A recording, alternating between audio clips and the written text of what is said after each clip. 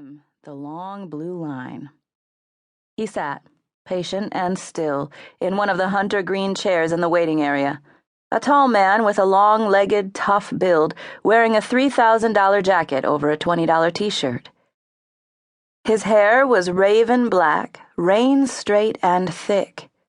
That and the pale gold of his skin, the whiplash of cheekbones, were gifts from his great-grandfather, an Apache.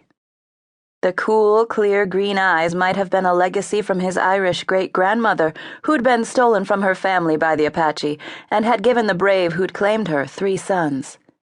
Jonah knew little of his family history. His own parents had been more interested in fighting with each other over the last beer in the six-pack than tucking their only son in with bedtime stories.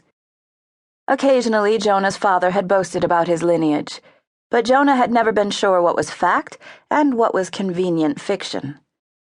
And didn't really give a damn. You were what you made yourself. That was a lesson Boyd Fletcher had taught him. For that alone, Jonah would have walked on hot coals for him. "Mr. Blackhawk, the commissioner will see you now." She offered a polite smile as she rose to get the door, and she'd taken a good long look at the commissioner's 10 o'clock appointment. A wedding ring didn't strike a woman blind, after all. Something about him made her tongue want to hang out, and at the same time made her want to run for cover. His eyes warned a woman he'd be dangerous. He had a dangerous way of moving as well, she mused, graceful and sleek as a cat. A woman could weave some very interesting fantasies about a man like that, and fantasies were probably the safest way to be involved with him.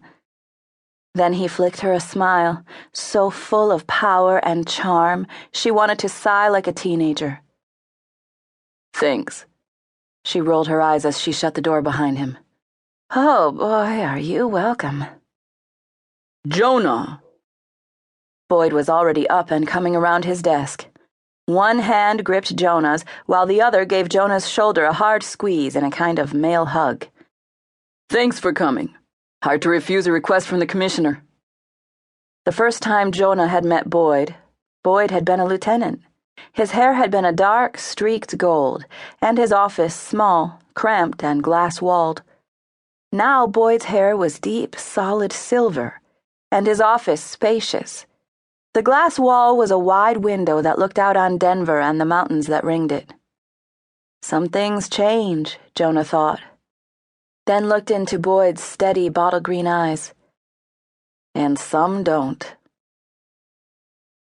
"Black coffee suit you. Always did. Have a seat."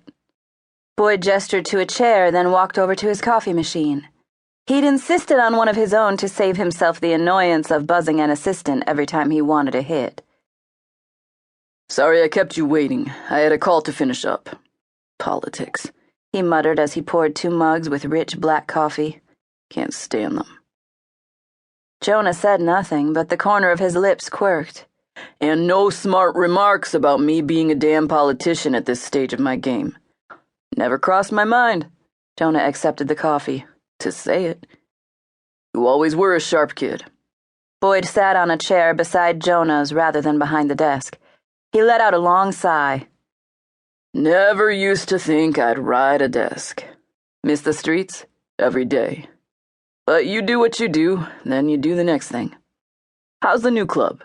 It's good. We draw a respectable crowd. Lots of gold cards. They need them," Jonah added as he sipped his coffee. "We hose them on the designer drinks."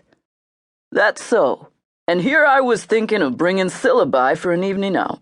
You bring your wife, you get drinks and dinner on the house. Is that allowed?"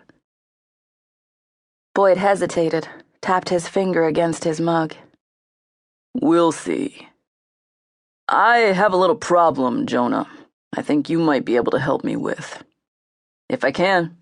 We've had a series of burglaries the last couple of months, mostly high-dollar, easily liquidated stuff. Jewelry, small electronics, cash. Same area? No, across the board. Single-family homes out in the burbs, downtown apartments, condos. We've had 6 hits in just under 8 weeks.